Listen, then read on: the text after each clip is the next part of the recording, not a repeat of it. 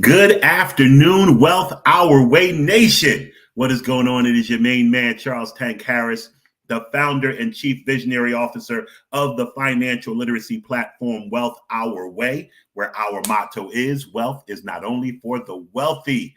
I welcome each and every one of you to episode 134. Make your bank work for you.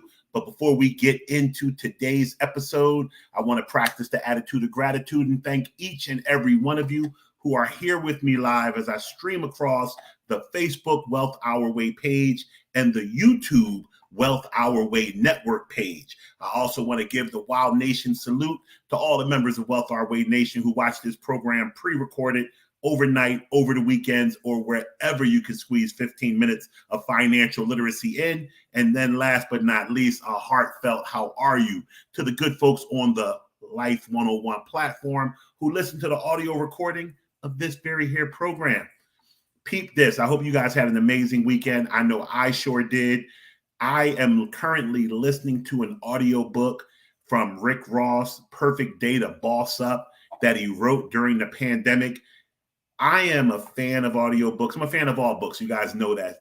I have started to look into more autobiography type of material from people who I can relate to, but I'm also always open to broadening my horizons and listening to the stories of people who don't come from backgrounds like me. I think that's how you learn the most. But listening to Rick Ross about how he pivoted during the pandemic, talking about the empire that he has built for himself financially, the multiple streams of income, and how he says, first and foremost, before anything else, he is a recording artist, and the majority of the money that he makes comes from live shows. So once he realized as he calls the pandemic, the fungus was among us, he took it upon himself to find alternate streams of income. And whether you choose to listen to the book or not, just the principles that he used to continue making money work for him and making his talents work for him, they're invaluable gems that he dropped in that book. Speaking of which, tomorrow night on the Financial Power Hour, I got Philly's own legendary Charlie Mack, first out the limo. You guys are, I don't know, the audience is varied. Some of you guys are my age, some of you are younger. Charlie Mack is a Philly legend. Of course, he's associated with the Fresh Prince and Jazzy Jeff as he was their bodyguard for many, many, many years. But Charlie Mack's story doesn't even begin there. Charlie Mack's story begins before his time with the Fresh Prince and Jazzy Jeff. But the beauty of Charlie Mack's story is the evolution. I tell people this all the time. I got my start in financial services because my best friend, still my best friend to this day, shout out to my main man, Trey Johnson. My best friend was on the Washington Redskins, and he encouraged me. In fact, he basically insisted that I drop out of graduate school and become his financial advisor. There are a lot of people in the financial services industry, especially at the firm I started at, Smith Barney. I was the youngest person in my office, the only Black person in my office. A lot of people said I was lucky. A lot of people just said that the only reason I was there was because I had a good friend that was in professional sports. I'm here to tell you, in 25 years, I have seen some of the biggest stars in the world try to put their family and friends on, so to speak, give them opportunities. And I've watched countless numbers of them fizzle because they didn't have the ability to keep doing what it is. I'm seeing in the chat that the audio is not coming through. Do you guys have audio now? Let me just put in the chat, how is the audio? Make sure you guys can hear me. Somebody can give me a little retort that the audio is working, and then we will go from there. Anybody, just shoot in the chat. You got the audio? Please let me know before I continue just running my mouth. Audio check. Boom. Thank you, El. So with that being said, so I think it might be on your end, Delroy, because Elvis says he can hear me. So make sure that you're not on mute, and make sure that you have your volume up on your end, because I have someone else on the Facebook platform who does hear it. So I'm going to continue, and turn your captions on. You can read Big Tank across the bottom of the screen. That's always a beautiful thing. So as I was saying about my start in financial services and having the ability to have a friend put me on, so to speak. Once you get in the door, and for a lot of people, getting in the door is the hardest thing to have happen, have somebody, quote unquote, bring you to the table. Rick Ross talked about that in his book. He said the number of people that he has allowed to eat because of what he does.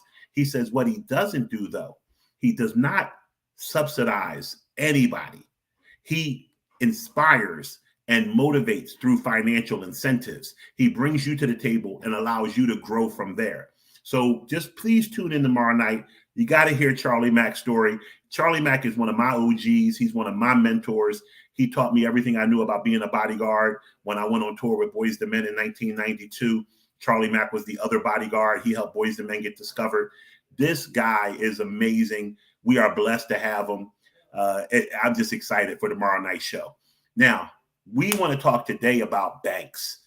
Over the weekend, I heard a lot of different conversation about interest rates, where they are, how it's affecting the banking relationship.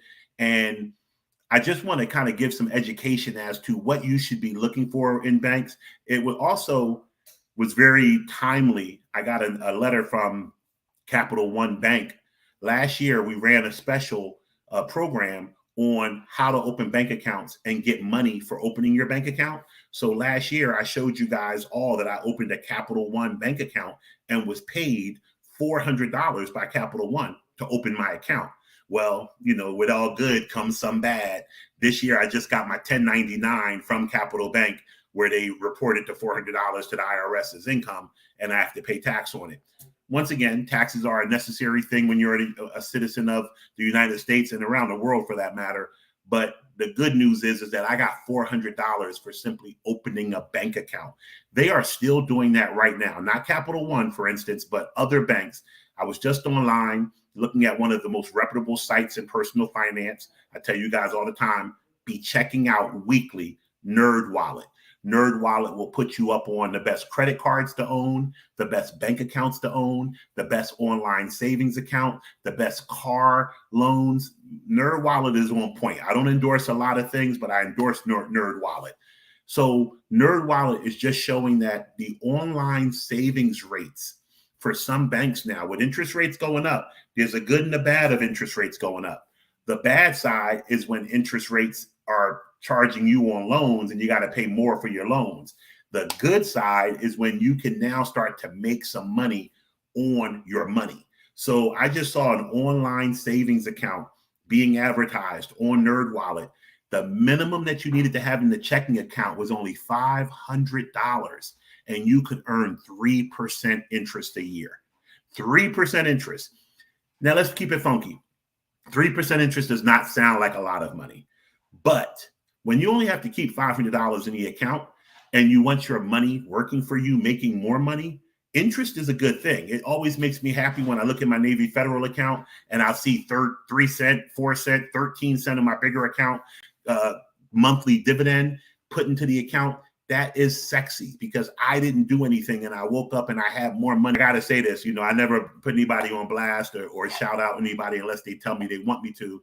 But I got a heartwarming text from a member of Wild Nation this weekend about the work that I do here, the information that I supply here. And this member of Wild Nation sent me a screenshot of the most beautiful thing, credit scores in the 800s. I love that type of screenshot, and was just saying that a lot of the information that they've gotten from listening to 15 Minutes of Finance and now the Financial Power Hour has helped them get their credit score up to the 800. So first and foremost, I want to say thank you to this particular member of Wild Nation. He knows who he is. And the other members of Wild Nation who send me information like that. And you see my big baby in the background. Say hi, Bria. So, that's my editor-in-chief of Temple Law Review, hanging out with her dad for a few days. So when you have the ability, my man just said he took advantage opening accounts at Santander and Citizens after the wild call. See, that's why I do this. Like real rap, we will always have this platform for me to direct you to the ways to make more money. And banking right now is finally starting to turn a little bit in our favor with interest rates. So one of the things that we need to talk about is, what is your bank relationship supposed to look like? What can your bank do for you? So I rambled a little bit, but I'm going to spend the last part of this program explaining basically what a bank does. A bank is in business to lend money. I will repeat that. A bank is in business to lend money. A bank takes the deposits that you and I walk off the street and put into their bank, and they use that as collateral to go to the Federal Reserve Bank and borrow money. They borrow the money from the Federal Reserve Bank and they lend it back out in the form of student loans, car loans, business loans, mortgage loans. That is how the banks make most of their money. You have probably seen over the last month or so that a lot of banks have now decided finally to stop charging fees for certain things like overdrafts, minimum balances, and things like that. I don't want to toot my own horn, toot, or bust my arm, patting myself on the back. Ouch. But the reality is I was the one out here first saying that banks have no business charging us fees for things like that. That's extra income for them that I'm not going to use the term like they don't need it, but they're putting the customer behind their own interest when they do that. They are in business to lend money. The process of taking your money in and pledging it as an asset is called hypothecating. They are hypothecating the assets. And the key thing to understand is they don't do this at a 1-to-1 relationship. They most often do it at a 3-to-1 relationship. So if they have $100 million in deposits, they are pledging that to get a $300 million line of credit. And then they lend that money out in the streets. If you look at the Wall Street Journal or Investors Business Daily or any other publication that shows you interest rates, you will always see that the rates banks are prepared to pay you to leave your money in there is far less than the rate that they charge you to get money from them. So they are getting a very big spread on the money you give them. They give you 1%, they're charging you 7%. And then they're doing that at a 3-to-1 ratio. So banks are money printing machines. They make a lot of money. They don't need to charge us $3 to go to the ATM to get our own money out. That's just pure greed. And they've been getting away with that forever because banks have a monopoly. Where are you going to go? If every bank decides to charge that way, then you're stuck dealing with banks. So now we are seeing interest rates turn in the consumer's favor. We're seeing bank alternatives like credit unions. We are also now seeing with the advent of cryptocurrency, please pay attention to why there's such a fight to keep cryptocurrency as a weirdo.